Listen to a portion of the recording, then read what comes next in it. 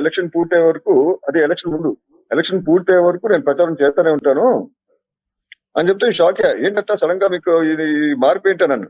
లేదరా, మన తెలుగుదేశం పార్టీ గెలవాలి, రాష్ట్ర ప్రజలు బాగుపడాలి, ఆంధ్ర రాష్ట్రం డెవలప్మెంట్ అవ్వాలంటే నేను తిరగాలి, తప్పదు.